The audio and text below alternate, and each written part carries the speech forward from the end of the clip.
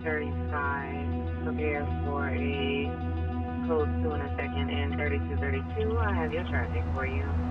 It's the only thing I've ever really done was EMS.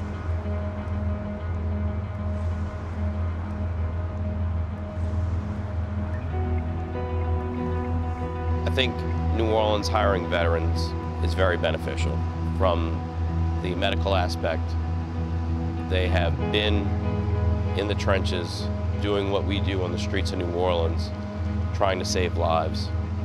They come from a structured background, which is how we are structured here at New Orleans EMS, and the ability to handle situations in a very stressful environment. I also like to put tourniquets up on the rails for good luck.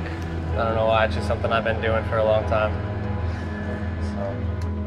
In '07, our unit got activated again to go to Iraq and went overseas to Al-Anbar province with 3rd Battalion, 23rd Marines.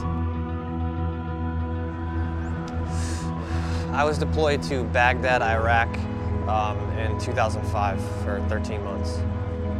It was in the heat of the war, so there's a lot going on.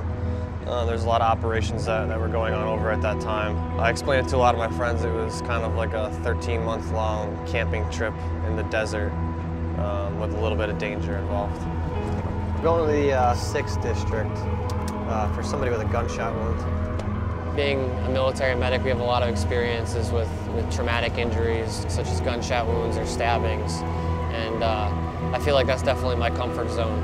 I feel like I have a lot of training, a lot of experience and things like that, and I don't get nervous, I don't get flustered in those situations. I kind of know what I have to do, and I mean, I can't speak for anybody else here, but I know that I feel pretty confident when I get calls like that. That's definitely a 5.56 round. I'm used to those. So basically it was an assault rifle. Looks like pretty old ammunition. 9mm right here. The 9mm too? Paramedic / detective. Ready to get out of here? Years ago, if someone was, say, shot in the leg and had a mass hemorrhage, you would try and stop the bleeding by using direct pressure. In the military, you immediately throw a tourniquet on. And that's come 180 on the civilian side, where now throwing a tourniquet on is considered your first line of defense. When years ago, it would be the last thing you would consider doing. So in that aspect, some of the things I learned in the military, I was ahead of the game when coming back to the civilian side of things. Yeah, there's 2 people in a car not breathing.